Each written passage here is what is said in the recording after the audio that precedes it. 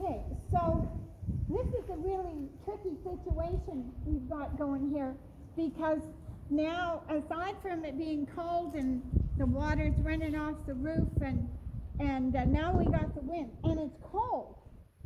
So what you see Danielle doing here, I'll just stand beside you. What you see her doing is bending that young horse, and she's got a little bit of a feel on that outside rein, because we don't want this horse to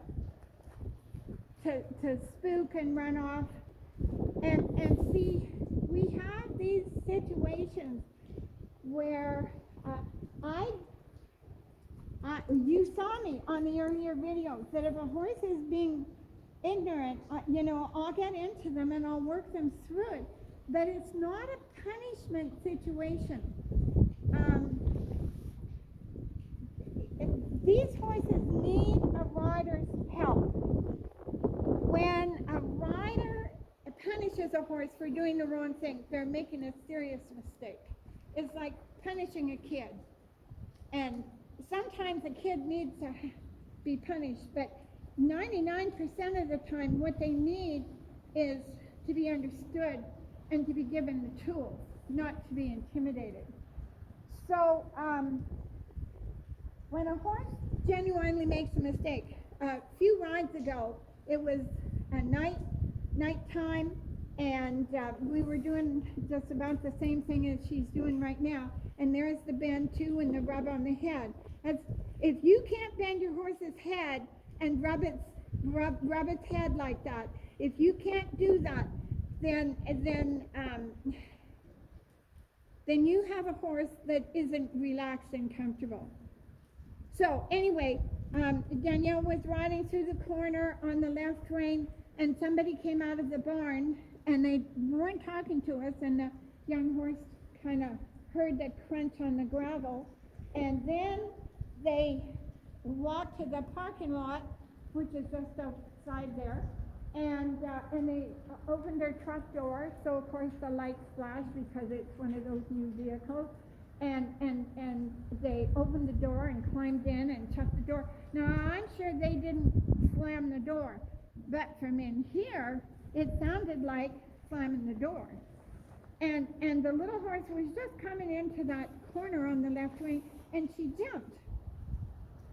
And part of why we're doing this videoing is because when Danielle asked the horse to yield to the left, because they were on the left rein, and bend her head to the left, the little horse took her head to the right and really elevated her head, and that was before we got her teeth done.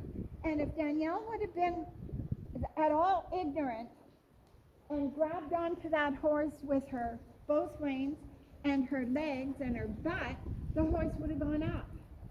And the horse would have had a justified reason for doing that. So that's one of those situations where the rider can give the horse the confidence to work through a difficult situation. And it's like saying to the horse, I got your back here. I got your six. I'll look after you. I'll keep you safe.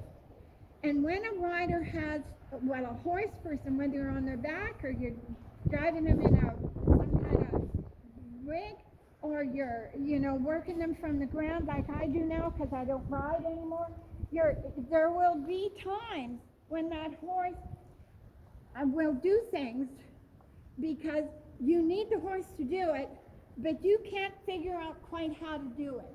And a good situation to explain that with is you're on a jumping course and the rider's coming into a fence and they really can't see their distance. And it's an awkward situation. And the horse will say to the rider through their thoughts, it's like, I see what we need to do here. I got it. I got your six. Just let me do it. And then the horse goes ahead and does that jump for the rider. And then you get the other case where some environmental stressor is bothering the heck out of the horse, and the rider puts this kind of feel on the horse and is basically, through body language, saying to the horse, I got this, I'll look after you. And that's how partnerships with these show jumping horses and the dressage horses, all of the horses, whether you're working stock or you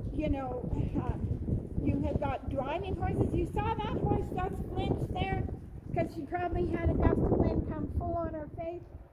And Danielle didn't grab. She just said, I got you. I'm here for you. So that kind of flinch isn't a punishable offense. It's not where you hear a rider say, hey, don't do that. It's where you hear a rider say, easy, it's okay, I got you with this. Now, Tyson's going to stay standing here.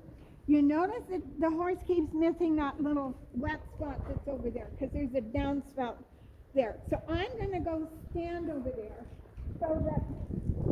I'm not riding her over, not trying to ride her over. Okay, well, I wanted you to be able to ride her through that. So I'm just going to go stand over there to add a little support.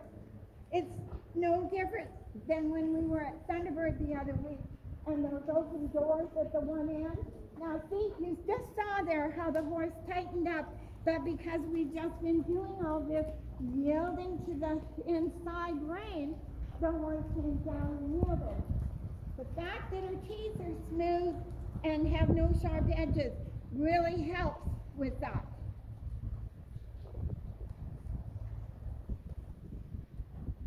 Danielle, we're almost finished here. Yeah. I just want you to be able to ride through that, even if it's out of off. And I'm just going to hold here. Not to crowd her, I think I can hold her over there, but just to support her. Well, you got a lot of things happening there. It's windy and the wind is driving the rain in, so there's actually, you can... It's like a splash zone, yeah. Yeah. The sound, Yeah. shot, and then all the sound and the feelings that So go you're around. going to say that loud enough the camera can pick it up, okay? Oh, just that there's the camera, there's the